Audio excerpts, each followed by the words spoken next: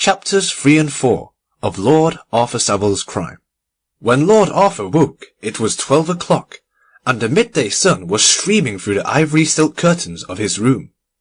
He got up and looked out of the window. A dim haze of heat was hanging over the great city, and the roofs of the houses were like dull silver. In the flickering green of the square below, some children were flitting about like white butterflies, and the pavement was crowded with people on their way to the park. Never had life seemed lovelier to him. Never had the things of evil seemed more remote. Then his valet brought him a cup of chocolate on a tray. After he had drunk it, he drew aside a heavy portiere of peach-coloured plush, and passed into the bathroom. The light stole softly from above, through thin slabs of transparent onyx, and the water in the marble tank glimmered like a moonstone. He plunged hastily in, till the cool ripples touched throat and hair, and then dipped his head right under, as though he would have wiped away the stain of some shameful memory. When he stepped out, he felt almost at peace. The exquisite physical conditions of the moment had dominated him, as indeed often happens in the case of very finely wrought natures, for the senses, like fire, can purify as well as destroy. After breakfast, he flung himself down on a divan and lit a cigarette. On the mantel-shelf, framed in dainty old brocade, stood a large photograph of Sybil Merton, as he had seen her first at Lady Noel's ball. The small, exquisitely shaped head drooped slightly to one side, as though the thin reed-like throat could hardly bear the burden of so much beauty. The lips were slightly parted, and seemed made for sweet music, and all the tender purity of girlhood looked out in wonder from the dreaming eyes. With her soft clinging dress of crêpe de chine, and her large leaf-shaped fan, she looked like one of those delicate little figures men find in the olive woods near Tanagra, and there was a touch of Greek grace in her pose and attitude. Yet she was not petite. She was simply perfectly proportioned, a rare thing in an age when so many women are either over life-size or insignificant. Now, as Lord Arthur looked at her, he was filled with the terrible pity that is born of love. He felt that to marry her, with the doom of murder hanging over his head, would be a betrayal like that of Judas, a sin worse than any the Borgia had ever dreamed of. What happiness could there be for them, when at any moment he might be called upon to carry out the awful prophecy written in his hand? What manner of life would be theirs, while fate still held this fearful fortune in the scales? The marriage must be postponed, at all costs. Of this he was quite resolved. Ardently though he loved the girl, and the mere touch of her fingers, when they sat together, made each nerve of his body thrill with exquisite joy, he recognized none the less clearly where his duty lay, and was fully conscious of the fact that he had no right to marry until he had committed the murder. This done, he could stand before the altar with Sybil Merton, and give his life into her hands without terror of wrongdoing. This done, he could take her to his arms, knowing that she would never have to blush for him, never have to hang her head in shame. But done it must be first, and the sooner the better for both. Many men in his position would have preferred the primrose path of dalliance to the steep heights of duty, but Lord Arthur was too conscientious to set pleasure above principle. There was more than mere passion in his love, and Sybil was to him a symbol of all that is good and noble. For a moment he had a natural repugnance against what he was asked to do, but it soon passed away. His heart told him that it was not a sin, but a sacrifice. His reason reminded him that there was no other course open. He had to choose between living for himself and living for others, and terrible though the task laid upon him undoubtedly was, yet he knew that he must not suffer selfishness to triumph over love. Sooner or later, we are all called upon to decide on the same issue. Of us all, the same question is asked. To Lord Arthur, it came early in life, before his nature had been spoiled by the calculating cynicism of middle age, or his heart corroded by the shallow, fashionable egotism of our day, and he felt no hesitation about doing his duty. Fortunately also for him, he was no mere dreamer or idle dilettante. Had he been so, he would have hesitated, like Hamlet, and let irresolution mar his purpose. But he was essentially practical. Life to him meant action, rather than thought. He had that rarest of all things, common sense. The wild, turbid feelings of the previous night had by this time completely passed away, and it was almost with a sense of shame that he looked back upon his mad wanderings from street to street, his fierce emotional agony. The very sincerity of his sufferings made them seem unreal to him now. He wondered how he could have been so foolish as to rant and rave about the inevitable. The only question that seemed to trouble him was, whom to make away with, for he was not blind to the fact that murder, like the religions of the pagan world, requires a victim as well as a priest. Not being a genius, he had no enemies, and indeed he felt that this was not the time for the gratification of any personal pique or dislike, the mission in which he was engaged being one of great and grave solemnity. He accordingly made out a list of his friends and relatives on a sheet of notepaper, and after careful consideration decided in favour of Lady Clementina Beauchamp, a dear old lady who lived in Curzon Street, and was his own second cousin by his mother's side. He had always been very fond of Lady Clem, as everyone called her, and as he was very wealthy himself, having come into all Lord Rugby's property when he came of age, there was no possibility of his deriving any vulgar monetary advantage by her death.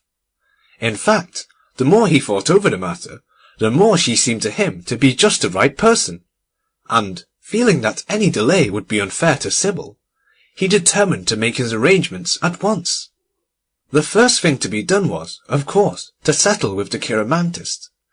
So he sat down at a small Sheraton writing table that stood near the window, drew a cheque for £105, payable to the order of Mr. Septimus Podgers, and, enclosing it in an envelope, told his valet to take it to West Moon Street. He then telephoned to the stables for his hansom, and dressed to go out. As he was leaving the room, he looked back at Sybil Merton's photograph, and swore that, come what may, he would never let her know what he was doing for her sake, but would keep the secret of his self-sacrifice hidden always in his heart. On his way to the Buckingham, he stopped at a florist's, and sent Sybil a beautiful basket of narcissus, with lovely white petals and staring pheasant's eyes, and, on arriving at the club, went straight to the library, rang the bell, and ordered the waiter to bring him a lemon and soda, and a book on toxicology. He had fully decided that poison was the best means to adopt in this troublesome business. Anything like personal violence was extremely distasteful to him, and besides, he was very anxious not to murder Lady Clementina in any way that might attract public attention, as he hated the idea of being lionized at Lady Windermere's, or seeing his name figuring in the paragraphs of vulgar society, newspapers.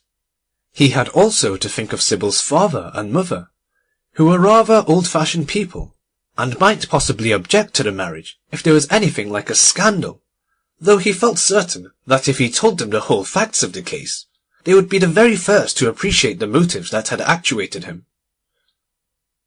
He had every reason, then, to decide in favour of poison. It was safe, sure, and quiet, and did away with any necessity for painful scenes to which, like most Englishmen, he had a rooted objection. Of the science of poisons, however, he knew absolutely nothing, and as the waiter seemed quite unable to find anything in the library but Ruff's Guide and Bailey's Magazine, he examined the bookshelves himself, and finally came across a handsomely bound edition of the Pharmacopoeia, and a copy of Erskine's Toxicology, edited by Sir Matthew Reed, the President of the Royal College of Physicians, and one of the oldest members of the Buckingham, having been elected in mistake for somebody else, a contretemps that so enraged the committee that when the real man came up, they blackballed him unanimously. Lord Arthur was a good deal puzzled at the technical terms used in both books, and had begun to regret that he had not paid more attention to his classics at Oxford. when in a second volume of Erskine he found a very interesting and complete account of the properties of aconitine, written in fairly clear English. It seemed to him to be exactly the poison he wanted. It was swift, indeed, almost immediate in its effect, perfectly painless, and when taken in the form of a gelatin capsule, the mode recommended by Sir Matthew, not by any means unpalatable.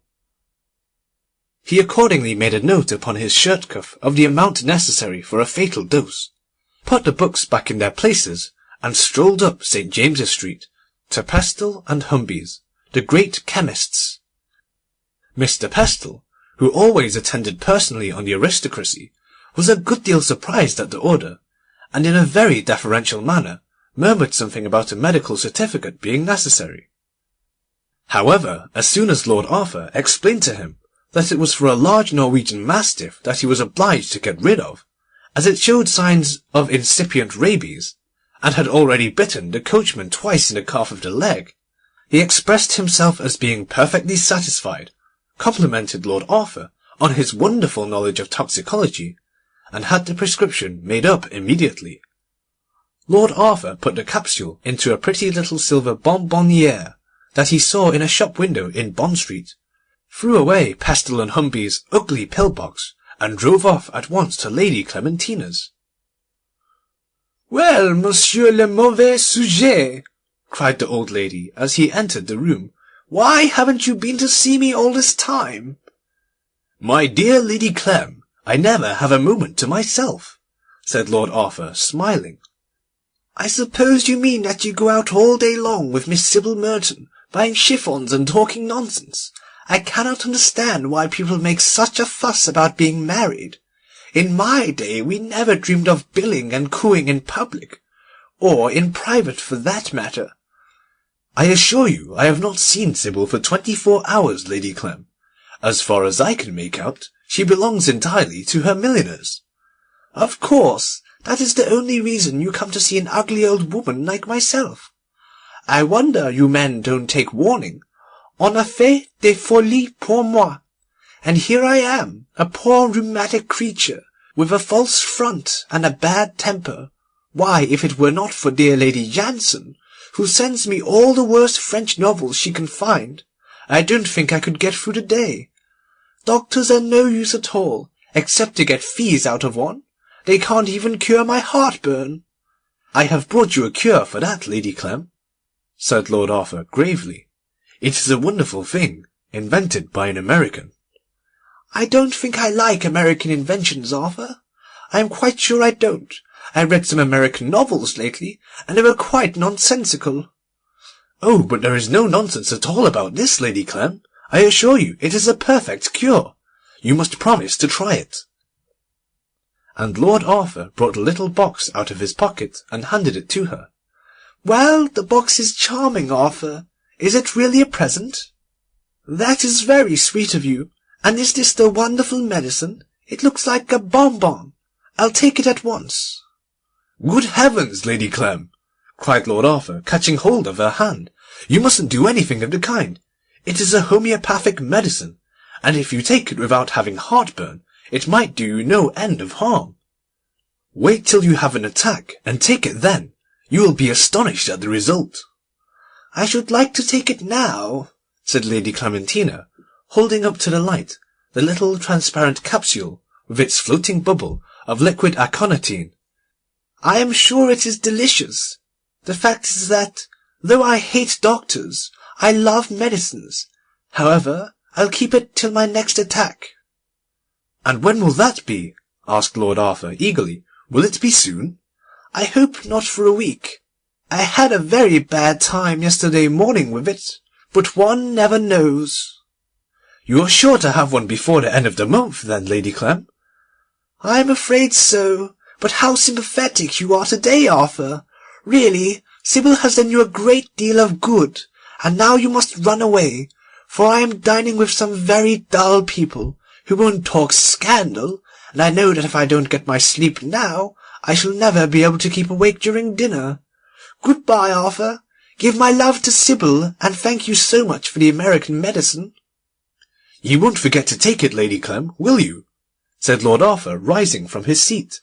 "Of course I won't, you silly boy. I think it is most kind of you to think of me, and I shall write and tell you if I want any more." Lord Arthur left the house in high spirits, and with a feeling of immense relief. That night he had an interview with Sybil Merton. He told her how he had suddenly been placed in a position of terrible difficulty, from which neither honour nor duty would allow him to recede. He told her that the marriage must be put off for the present, as until he had got rid of his fearful entanglements, he was not a free man. He implored her to trust him, and not to have any doubts about the future. Everything would come right, but patience was necessary. The scene took place in the conservatory of Mr. Merton's house in Park Lane, where Lord Arthur had dined as usual. Sybil had never seemed more happy, and for a moment Lord Arthur had been tempted to play the coward's part, to write to Lady Clementina for the pill, and to let the marriage go on as if there was no such person as Mr. Podgers in the world. His better nature, however, soon asserted itself, and even when Sybil flung herself weeping into his arms, he did not falter. The beauty that stirred his senses had touched his conscience also. He felt that to wreck so fair a life for the sake of a few months' pleasure would be a wrong thing to do. He stayed with Sybil till nearly midnight, comforting her and being comforted in turn, and early the next morning he left for Venice, after writing a manly, firm letter to Mr. Merton about the necessary postponement of the marriage. Chapter 4. In Venice he met his brother, Lord Surbiton, who happened to have come over from Corfu in his yacht. The two young men spent a delightful fortnight together. In the morning they rowed on the Lido, or glided up and down the green canals in their long black gondola. In the afternoon they usually entertained visitors on the yacht, and in the evening they dined at Florian's, and smoked innumerable cigarettes on the piazza. Yet somehow Lord Arthur was not happy. Every day he studied the obituary in the Times, expecting to see a notice of Lady Clementina's death, but every day he was disappointed. He began to be afraid that some accident had happened to her, and often regretted that he had prevented her taking the aconite when she had been so anxious to try its effect. Sybil's letters, too, though full of love and trust and tenderness, were often very sad in their tone, and sometimes he used to think that he was parted from her forever.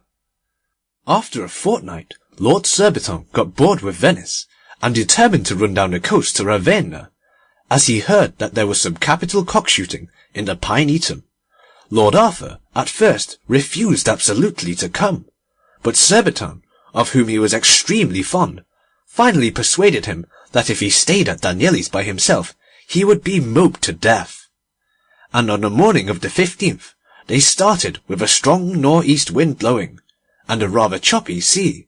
The sport was excellent, and a free open-air life brought the colour back to Lord Arthur's cheek. But about the 22nd he became anxious about Lady Clementina, and, in spite of Surbiton's remonstrances, came back to Venice by train. As he stepped out of the gondola onto the hotel steps, the proprietor came forward to meet him with a sheaf of telegrams. Lord Arthur snatched them out of his hand and tore them open. Everything had been successful. Lady Clementina had died quite suddenly on the night of the 17th. His first thought was for Sybil, and he sent her off a telegram announcing his immediate return to London. He then ordered his valet to pack his things for the night mail, sent his gondoliers about 5 times their proper fare, and ran up to his sitting-room with a light step and a buoyant heart. There he found 3 letters waiting for him. One was from Sybil herself, full of sympathy and condolence. The others were from his mother, and from Lady Clementina's solicitor. It seemed that the old lady had dined with the Duchess that very night, had delighted everyone by her wit and esprit, but had gone home somewhat early, complaining of heartburn. Sir Matthew Reed had been sent for at once, but, of course, there was nothing to be done, and she was to be buried on the 22nd at Beecham Chalcot. A few days before she died, she had made her will, and left Lord Arthur her little house in Curzon Street, and all her furniture, personal effects, and pictures, with the exception of her collection of miniatures, which was to go to her sister, Lady Margaret Rufford, and her amethyst necklace, which Sybil Merton was to have. The property was not of much value, but Mr. Mansfield, the solicitor, was extremely anxious for Lord Arthur to return at once, if possible, as there were a great many bills to be paid, and Lady Clementina had never kept any regular accounts. Lord Arthur was very touched by Lady Clementina's kind remembrance of him, and he felt that Mr. Podgers had a great deal to answer for. His love of Sybil, however, dominated every other emotion, and the consciousness that he had done his duty gave him peace and comfort. When he arrived at Charing Cross, he felt perfectly happy. The Mertons received him very kindly. Sybil made him promise that he would never again allow anything to come between them, and the marriage was fixed for the 7th of June. Life seemed to him once more bright and beautiful, and all his old gladness came back to him again. One day, however, as he was going over the house in Curzon Street, in company with Lady Clementina's solicitor, and Sybil herself, burning packages of faded letters, and turning out drawers of odd rubbish, the young girl suddenly gave a little cry of delight. "What have you found, Sybil?" said Lord Arthur, looking up from his work and smiling. "This lovely little silver bonbonniere, Arthur. Isn't it quaint and Dutch? Do give it to me. I know amethysts won't become me till I am over 80. It was the box that had held the aconitine. Lord Arthur started, and a faint blush came into his cheek. He had almost entirely forgotten what he had done, and it seemed to him a curious coincidence that Sybil, for whose sake he had gone through all that terrible anxiety, should have been the first to remind him of it. "Of course you can have it, Sybil. I gave it to poor Lady Clem myself." "Oh, thank you, Arthur, and may I have the bonbon too? I had no notion that Lady Clementina liked sweets. I thought she was far too intellectual." Lord Arthur grew deadly pale, and a horrible idea crossed his mind. "Bonbons, Sybil?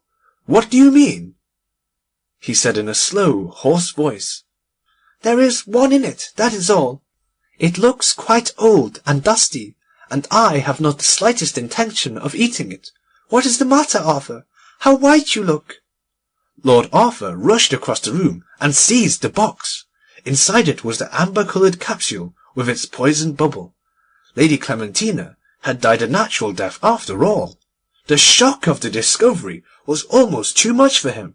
He flung the capsule into the fire and sank on the sofa with a cry of despair. End of section 2. Recording by Alex Lau. www.twitter.com/alexoftheday